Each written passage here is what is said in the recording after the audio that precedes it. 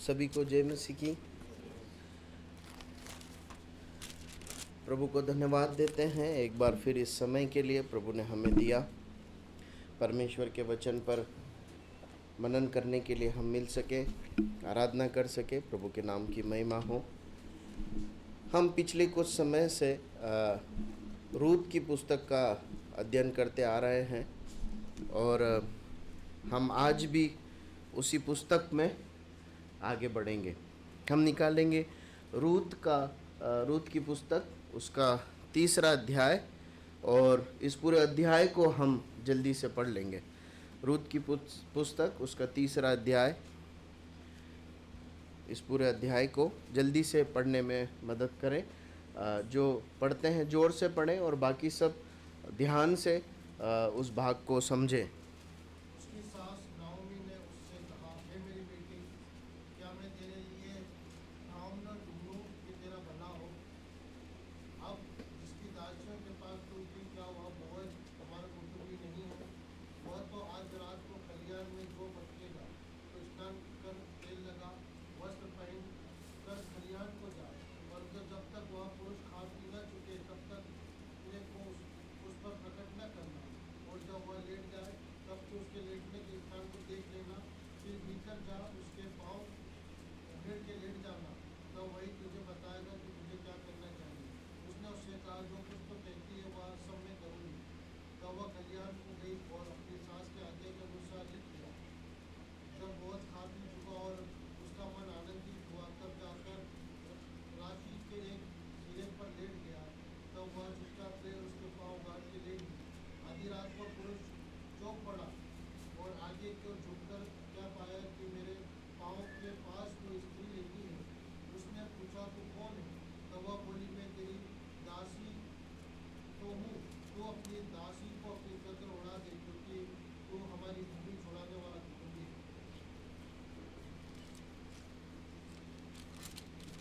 उसने कहा, हे बेटी यहोवा की और से तुझ पर आशीष हो, क्योंकि तूने अपनी पिछली प्रीति पहली से अधिक दिखाई, क्योंकि तू क्या धनी क्या कंगाल किसी जवान के पीछे नहीं रही। इसलिए अब हे मेरी बेटी, मत डर, जो कुछ भी कहेगा मैं तुझसे करूँगा, क्योंकि मेरे नगर के सब लोग जानता है कि तू बलि की है, और सच तो है कि मैं छुड़ाने वाला कुटुंबी हूँ। तो भी एक और है जिसे मुझसे पहले ही छुड़ाने का अधिकार है। अतः रात भर ठहरे रहा, और सवेरे यदि वह तेरे लिए छुड़ाने वाले का काम करना चाहे तो अच्छा, वही ऐसा करे। परंतु यदि वह तेरे लिए छुड़ाने वाले का काम करना चाहे तो यहोवा का जीवन की शपथ में कि वह काम करूँगा। भोर तक लेटी रहा।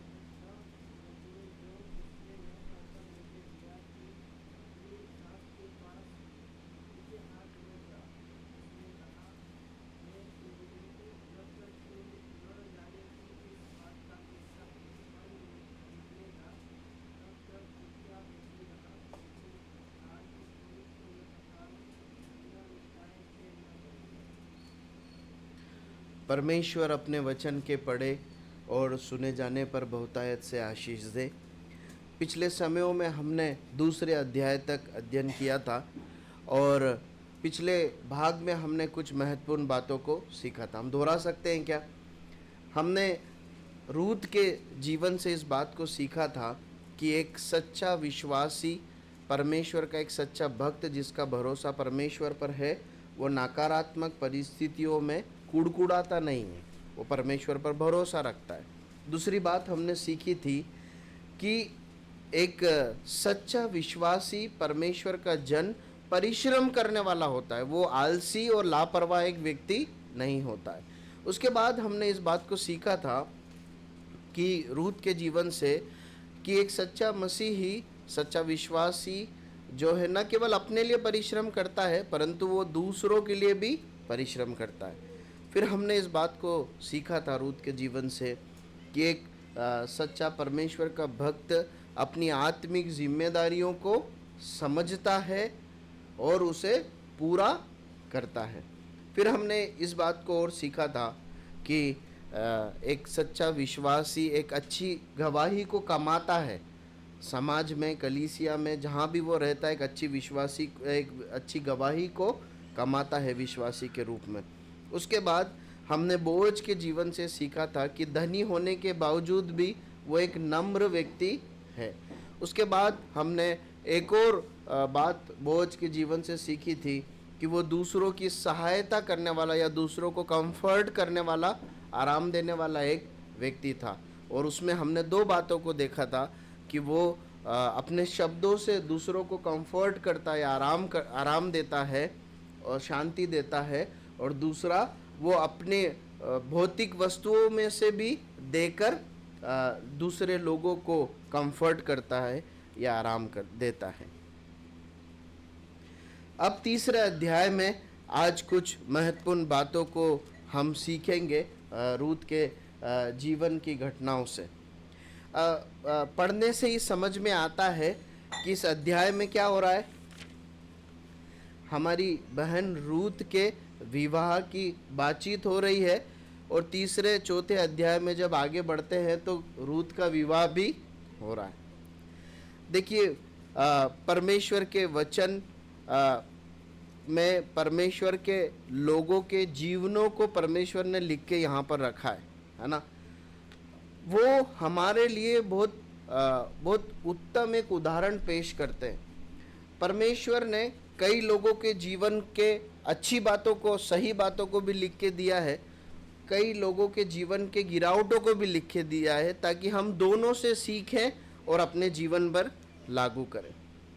अब ये जो भाग है, तीसरा अध्याय जो ये है, ये परमेश्वर के लोगों के बीच में विवाह को कैसे देखना चाहिए, विवाह के संबंध में कुछ महत्वपूर्ण शिक्षाओं को, आज्ञाओं को हमें सिखाता है ये तीसरा और चौथा अध्याय।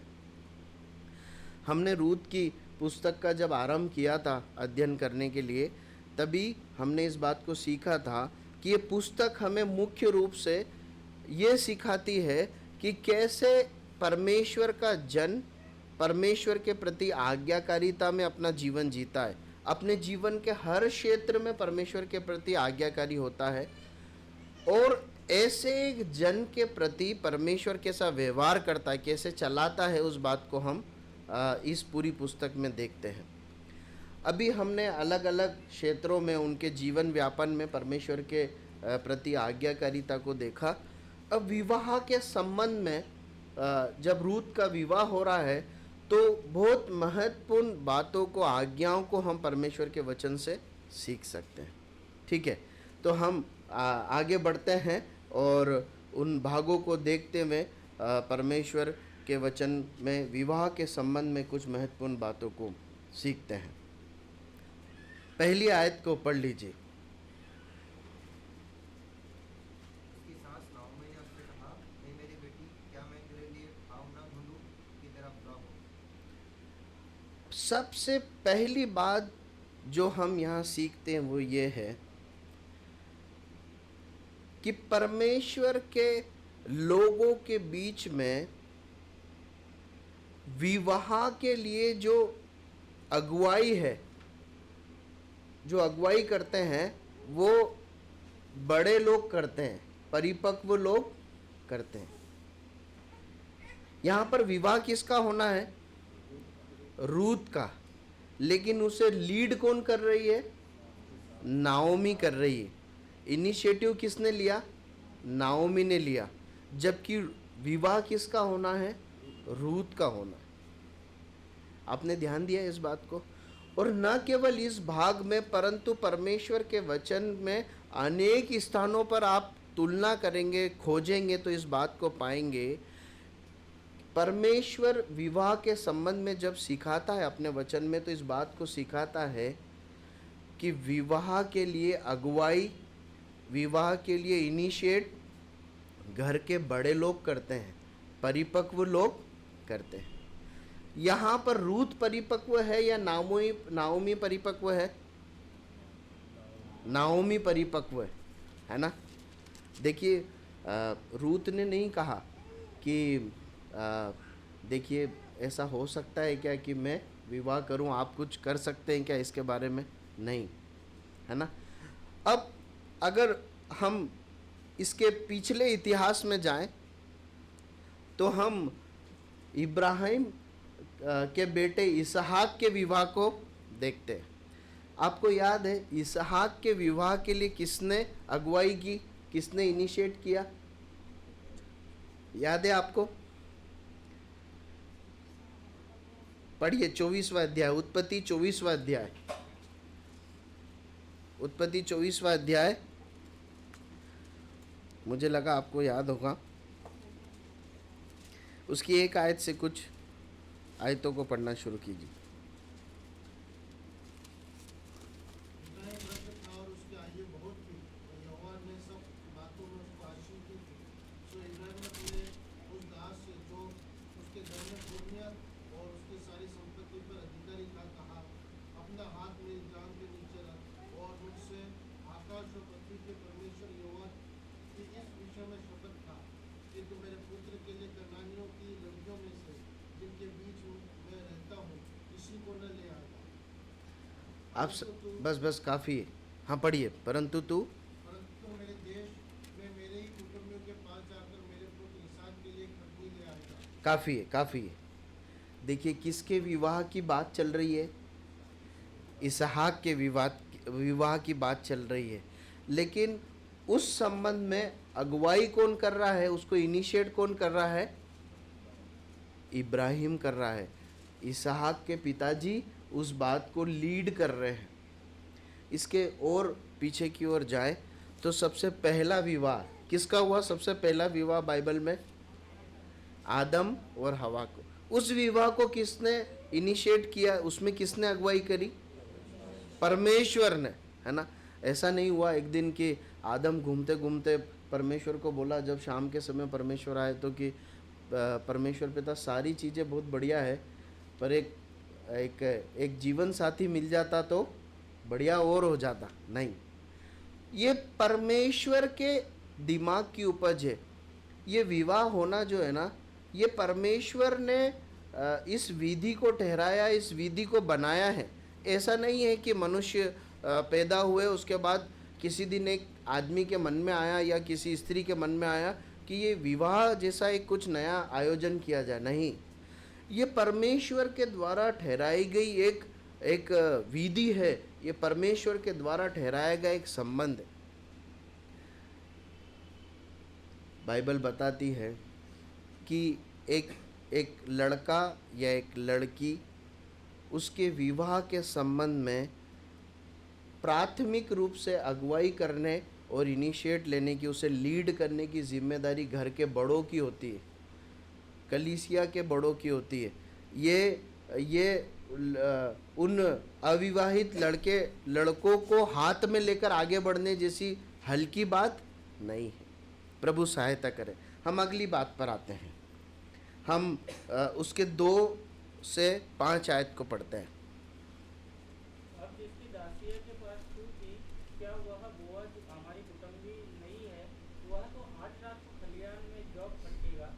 तू स्नान कर तेल लगा, वस्त्र पहनकर खलियान को जा, परंतु जब तक वह पुरुष खा पी न चुके तब तक अपने को उस पर प्रकट न करना, और जब वह लेट जाए तब तो उसके लेटने के स्थान को देख लेना, फिर भीतर जा उसके पाँव उघाड़ के लेट जाना, तब वह तुझे बताएगा कि तुझे क्या करना चाहिए। बस काफ़ी है, बस काफ़ी।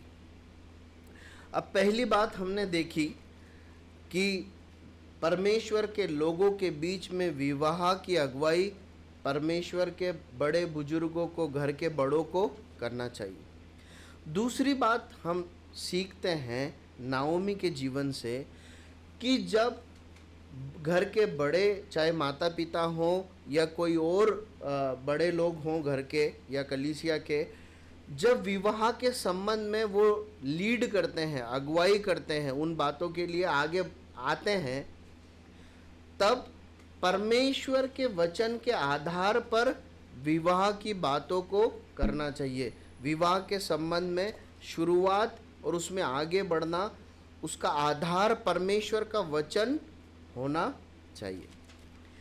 अब देखिए नाओमी के हाथ में ये बड़ी जिम्मेदारी थी आई, उसने इस बात को लीड किया कि रूत का विवाह हो। ध्यान देने की बात यह है कि उसने परमेश्वर के वचन में ठहराए हुए प्रावधान के अनुसार ही रूत के लिए सोचा, उसके बाहर जाकर नहीं सोचा। पढ़िए व्यवस्था विवरण की पुस्तक 25वां अध्याय उसकी 5 से 10 आयत। व्यवस्था विवरण की पुस्तक 25वां अध्याय 5 से 10 आयत। जोर से पढ़े जिन्हें मिले। जब कई भाई संग रहते हों और उनमें से एक पुत्र मर जाए तो उसकी स्त्री का ब्याह परपुत्री से न किया जाए। उसके पिता का भाई उसके पास जाकर उसके पति का भाई उसके पास जाकर उसे अपनी पत्नी कर ले और उससे पति के भाई का धर्म पालन करे। और जो पहला बेटा उस स्त्री से उत्पन्न हो वह उस मरे हुए भाई के नाम का ठहरे, इससे कि उसका नाम इसराइल में से मिट न जाए। यदि उस स्त्री के पति के भाई उसे ब्याहना न पाए तो वह स्त्री नगर के फाटक पर वृद्ध लोगों के पास जाकर कहे कि मेरे पति के भाई ने अपने भाई का नाम इसराइल में बनाए रखने से नकार दिया है और वह मुझसे पति के भाई का धर्म पालन करना नहीं चाहता। तब उस नगर के वृद्ध लोग उस पुरुष को बुलवा कर उसको समझाए कि यदि वह अपनी बात पर अड़ा रहे और कहे कि मुझे इसको ब्याहना नहीं पाता तो उसके भाई की पत्नी उन वृद्ध लोगों के सामने उसके पास जाकर उसके पाँव से जूती उतारे और उसके मुंह पर थूक दे और कहे, हे पुरुष अपने भाई के वंश, जो पुरुष अपने भाई के वंश को चलाना न चाहे उससे इसी प्रकार का व्यवहार किया जाए। तब इसराइल में उस पुरुष का नाम लिया पड़ेगा, अर्थात जूती उतारे हुए पुरुष का नाम। देखिए परमेश्वर के वचन में परमेश्वर ने अपनी व्यवस्था, परमेश्वर ने अपने लोगों के बीच में दी थी। परमेश्वर ने विवाह के संबंध में व्यवस्था दी थी और ये भी व्यवस्था दी थी कि यदि किसी स्त्री का पुरुष मर जाए तो फिर उसके लिए क्या प्रयोजन किया जाए।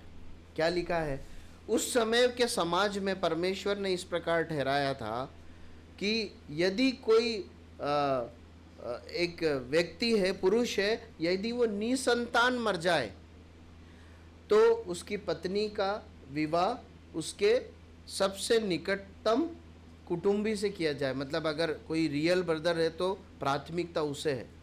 गोत्र के बाहर विवाह नहीं होना चाहिए ताकि उसका गोत्र सुरक्षित रह सके। परमेश्वर ने ठहराया था।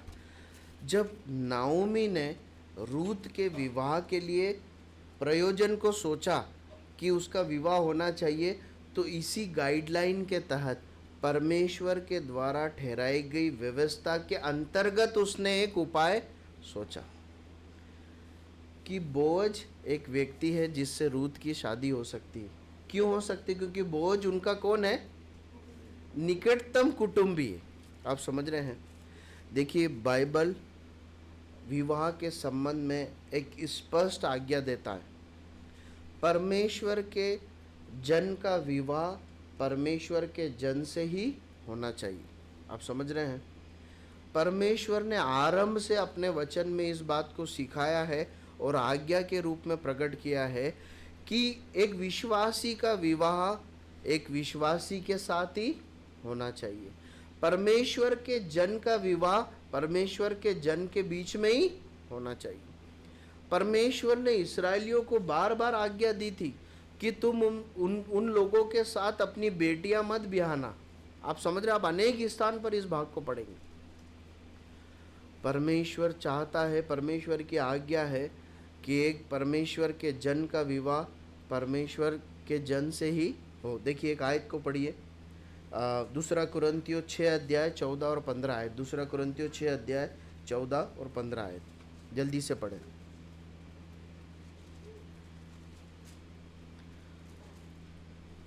अविश्वासियों के साथ असंबद्ध हुए में न जुटो, क्योंकि धार्मिकता और अधर्म का क्या मेल, जो या ज्योति और अंधकार की क्या संगति, मसीह का बलिदान के साथ क्या लगाव, या विश्वासी के साथ अविश्वासी का क्या लाभ। देखिए परमेश्वर का वचन स्पष्ट समझाता है कि एक अविश्वासी जिसने परमेश्वर को नहीं जाना है, जो प्रभु यीशु मसीह पर विश्वास नहीं करता है, उसका और एक व्यक्ति जो प्रभु यीशु मसीह पर विश्वास करता है, उनका आपस में कोई संबंध नहीं है। विवाह जैसे एक बात में जहाँ पर दो व्यक्ति एक देह बन जाते हैं, एक साथ जीवन जीने का समर्पण करते हैं, वो अलग अलग उद्देश्यों को रखने वाले, अलग अलग परमेश्वर को मानने वाले नहीं हो सकते। देखिए इसी बात को पालन करते हुए हम इब्राहिम को भी देखते हैं, है ना। हमने जो भाग पढ़ा उत्पत्ति 24 अध्याय उसकी 3 और 4 आयत हमने पढ़ लिया है, इसलिए वापस नहीं पढ़ेंगे। वहाँ पर इब्राहिम एलियाजर से शपथ लेता है। क्या शपथ लेता है? क्या शपथ लेता है? कि तू कहाँ से लड़की लेकर आएगा मेरे बेटे के लिए? मेरे ही लोगों के, मेरे ही घरानों के बीच में से लेकर आना। तू इस कनान देश में से किसी लड़की को पसंद करके मत लाना मेरे बेटे के लिए। वो पूछता भी है कि कभी आना ना चाहे, तेरे घराने की लड़कियां में से कोई एक आना नहीं चाहे तो क्या करूं? बोले तो भी मेरे बेटे को वहां मत ले जाना, यहाँ की लड़की मत लाना। किसने ये प्रकाश इब्राहिम को दिया? परमेश्वर ने दिया। इब्राहिम के पास दूसरा कुरिन्थियों 6 अध्याय 14-15 की आयत लिखी हुई थी क्या? नहीं लिखी हुई थी, पर परमेश्वर की उपस्थिति में चलने के कारण उसे मालूम था कि जिस उद्देश्य के लिए मैं जी रहा हूँ, उसी उद्देश्य के लिए मेरे बेटे को भी जीना है। मेरे बेटे को अगर उसी उद्देश्य के लिए जीना है, परमेश्वर की सेवा करनी है, आज्ञा माननी, आराधना करनी है, तो उसे एक ऐसी लड़की की जरूरत है जो परमेश्वर का जन हो, जो परमेश्वर का भय मानती हो, जो मेरे ही परिवार में से आती। प्रियो, परमेश्वर का वचन स्पष्ट सिखाता है कि विश्वासी का विवाह विश्वासी के साथ ही होना चाहिए। नाओमी ने परमेश्वर के वचन के आधार पर ध्यान रखते हुए रूत के लिए विवाह का उपाय सोचा। अगली बात पर आते हैं, इसकी तीसरी आयत को पढ़ लीजिए। तीसरी आयत, तो स्नान कर तेल लगा, वस्त्र पहनकर खलिहान को जा, परंतु जब तक वह पुरुष खा पी न चुके तब तक अपने को उस पर प्रकट न कर। ठीक है। अगली बात जो हम सीखते हैं कि रूत ने अपने आप को शारीरिक रीति से संवारा, लेकिन महत्व आत्मिक सुंदरता को दिया, है ना। रूत ने बाहरी रूप से, शारीरिक रूप से अपने आप को संवारा, लेकिन महत्व आंतरिक बातों को या आत्मिक बातों को दिया। नाओमी ने भी रूत को सलाह दी अपने आप को संवारने के लिए, परंतु महत्व किस बात को दिया? आत्मिक बात को दिया। देखिए इसकी 10वीं आयत भी पढ़िए। 10वीं आयत, उसने कहा, हे बेटी, यहोवा की वो तुझ पर आशीष हो, क्योंकि तूने अपनी पिछली कीर्ति पहले से अधिक दिखाई, क्योंकि तू क्या धनी क्या कंगाल किसी जवान के पीछे नहीं लगी। हो गया? और आगे पढ़िए। इसलिए अब हे मेरी बेटी, हाँ बस काफ़ी है, काफ़ी है। देखिए 10वीं आयत में बोअज रूत को कहता है कि तू धनी या कंगाल या किसी जवान के पीछे नहीं लगी। परंतु वो किसके पास आई है? विवाह के लिए बोअज के पास आई। देखिए, परमेश्वर का वचन यहाँ पर एक बहुत महत्वपूर्ण शिक्षा को हमें देता है कि मसीही विवाह में, परमेश्वर के लोगों के बीच विवाह में शारीरिक सुंदरता प्राथमिकता नहीं है, परंतु आत्मिक सुंदरता, आत्मिक गुण महत्व रखते हैं।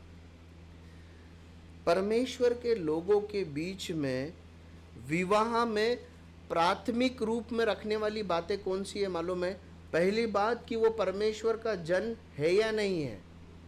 दूसरी बात, परमेश्वर के जन के अनुरूप लक्षण, गुण, विशेषताएं उसमें है या नहीं है। उसके बाद शारीरिक बातों को स्थान दिया गया। रूत ने भी अपने आप को संवारा, परंतु प्राथमिकता किन बातों को दी है? आत्मिक बातों को दी। देखिए,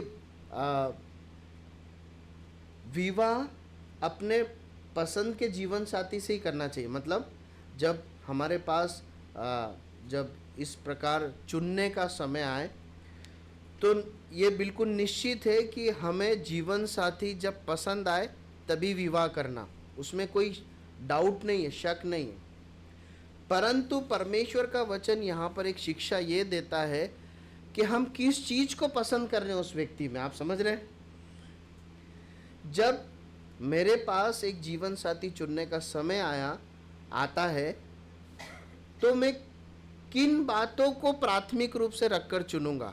क्या केवल बाहरी सुंदरता को रख के चुनूंगा, या मेरी पसंद ये होना चाहिए कि वो विश्वासी है या नहीं है, वो परमेश्वर का भय मानता है या मानती नहीं है, वो परमेश्वर के वचन के अनुसार चलने वाला या चलने वाली है या नहीं है। ये बातें प्राथमिक रूप से होना चाहिए।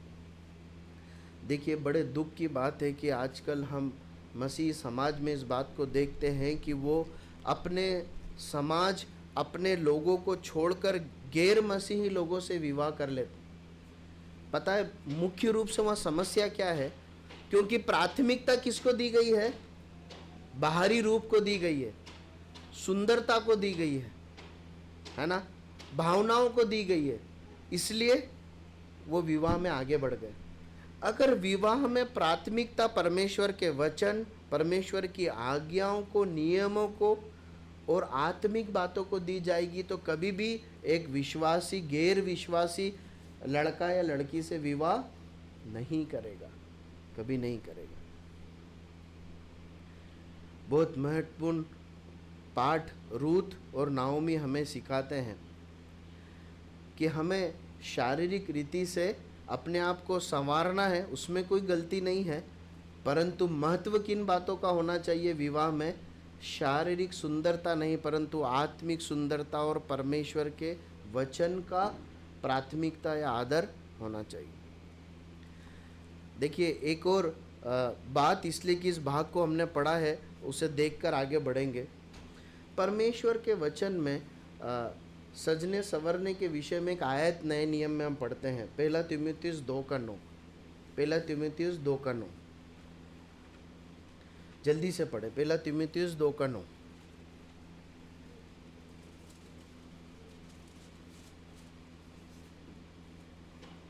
ऐसे ही इसमें भी संकोच और संयम के साथ सुहावने वस्त्रों से अपने आप को संवारें। देखिए, ये विवाह के संबंध में नहीं है, परंतु स्त्रियों के अपने आप को संवारने के बारे में। तो यहाँ पर इस वचन के अनुसार 1 तीमुथियुस 2:9 के अनुसार एक स्त्री को अपने आप को संवारना चाहिए या नहीं चाहिए? क्या क्या समझ में आता है? जल्दी से बताएं, समय कम है हमारे पास। कोई कठिन भाग है क्या? बहुत हाँ, तो वहाँ क्या लिखा है? संवारना चाहिए या नहीं संवारना चाहिए? संवारना चाहिए। अपने आप को अच्छे से तैयार करने में, संवारने में कोई गलत नहीं है। परमेश्वर का वचन, परमेश्वर ने हमें हम सभी को अलग अलग बनाया है, परंतु सुंदर बनाया है, और हमें अच्छे से अपनी देह का ध्यान रखना है। परंतु वहाँ पर एक सावधानी लिखी गई है। क्या लिखी गई है? संवारना तो सही, परंतु कैसे संवारना? संकोच और संयम के साथ संवारना, है ना। मतलब जब हम अपने आप को सुंदर दिखाने के लिए, विशेष रूप से बहनों के लिए लिखा गया है, जब अपने आप को सुंदर दिखाने के लिए संवारते हैं तो संवारते संवारते संकोच होना चाहिए, निर्लज्जता नहीं होनी चाहिए, है ना। संवारते समय मन में इस बात का संकोच होना चाहिए कि मैं सुंदर तो दिख रही हूँ, पर ऐसा तो नहीं कि मैं फुअड़ या अश्लील दिख रही हूँ। इस बात का ध्यान रखिए। मैं बहुत खुले शब्द में इसलिए बोल रहा हूँ कि जिस दौर में हम जी रहे हैं वहाँ पर हम समाज में, दुनिया में इस प्रकार स्त्रियों को तैयार होते हुए या लड़कियों को तैयार होते हुए देखते हैं जहाँ पर उनके शरीर की नग्नता को सुंदरता के रूप में दिखाया जाता है, वो दिखाते हैं। परमेश्वर के वचन में, परमेश्वर के लोगों के लिए ये बहुत ही घृणास्पद एक बात है। संकोच के साथ संवारना, संयम के साथ संवारना। हम जब अपने आप को तैयार करते हैं, वस्त्र धारण करते हैं, तो हम सुंदर लगना चाहिए, निर्लज नहीं लगना चाहिए। किसी को हमें देखकर गंदे विचार हमारे प्रति मन में नहीं आना चाहिए। प्रभु सहायता करे कि एक विश्वासी बहन होने के नाते हमारी बहनें, हम मसीही लड़कियां अपने आप को संकोच और संयम के साथ संवार सके। मुझे याद आता है एक प्रभु के दास का एक वचन में सुन रहा था। वो इस प्रकार बता रहे थे कि कुछ लड़कियों के एक झुंड ने, मतलब 2-3 लड़कियां थी, उन्होंने उस प्रभु के दास के पास आकर इस प्रकार पूछा संदेश के बाद कि पास्टर साहब हमें बताइए कि हम जीन्स पहन सकते हैं या नहीं पहन सकते, हमें जीन्स पहनना चाहिए या नहीं पहनना चाहिए। तो प्रभु के दास ने परमेश्वर की आत्मा में ऐसा एक उत्तर दिया। ये सत्य बात है, उनके मुंह से मैंने सुनी। उन्होंने इस बात को बोले बहन, मैं आपको नहीं बता सकता कि आपको जीन्स पहनना चाहिए नहीं पहनना चाहिए, पर मैं आपको परमेश्वर के वचन के आधार पर यह बताना चाहता हूँ कि आप ऐसे कपड़े पहने कि जब प्रभु यीशु मसीह आपके साथ चले या खड़े हो या आपको देखे तो प्रभु यीशु मसीह को शर्म नहीं आना चाहिए। आप जीन्स पहने या ना पहने मैं नहीं जानता, परंतु आप ऐसे वस्त्र धारण करें, ऐसे दिखें कि प्रभु यीशु मसीह आपके साथ चल रहे हों या आपके साथ खड़े हों या आपको देखें तो प्रभु यीशु मसीह को शर्म नहीं आना चाहिए। प्रभु सहायता करे। हम आगे बढ़ते हैं। हम उसके रूत की पुस्तक में आए और उसकी 5वीं और 6ठी आयत को जल्दी से पढ़ें। 5वीं और 6ठी आयत। उसने उससे कहा, जो कुछ तू कहती है वह सब मैं करूँगी। तब वो खलिहान को गई और अपनी सास की आज्ञा के अनुसार ही किया। देखिए, अगली बात हम रूत के जीवन से सीखते हैं वो ये है, उसने अपने विवाह के संबंध में नाओमी की बात को माना। हम रूत के जीवन से सीखते हैं कि हमें अपने विवाह के संबंध में अपने माता पिता, अपने अगुवों की, आत्मिक लोगों की जो उसमें मध्यस्थता करते हैं उनकी आज्ञा मानना है, उनके प्रति अधीनता बताना है।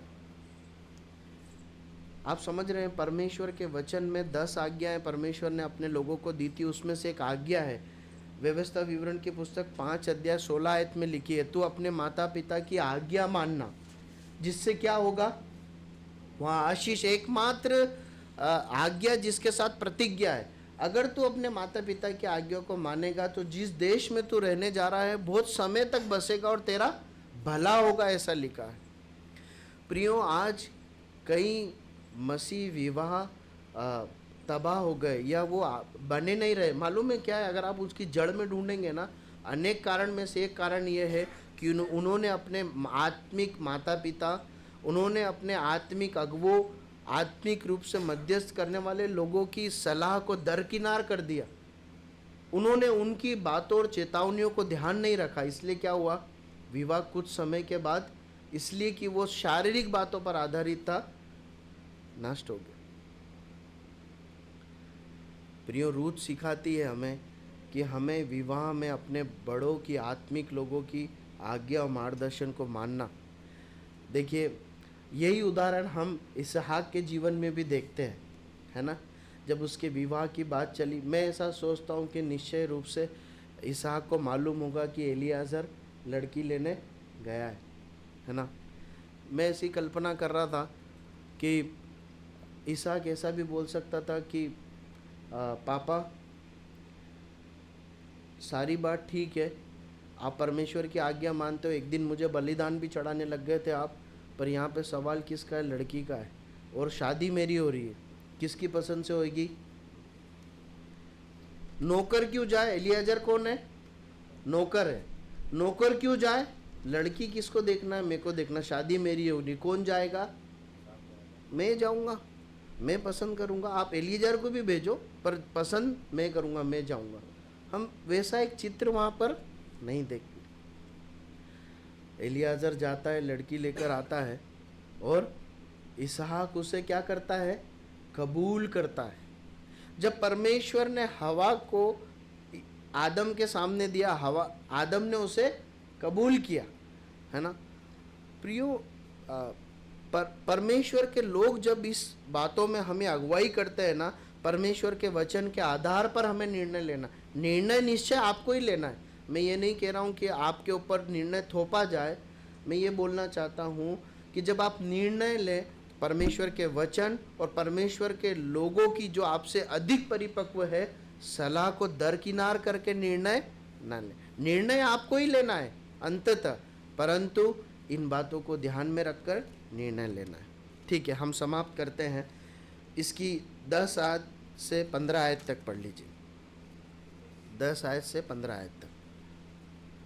उसने कहा, हे बेटी, यहोवा की ओर से तुझ पर आशीष हो, क्योंकि तूने अपनी पिछली बेटी पहले से अधिक दिखाई, क्योंकि तू क्या धनी क्या कंगाल क्या किसी जवान के पीछे नहीं रहती।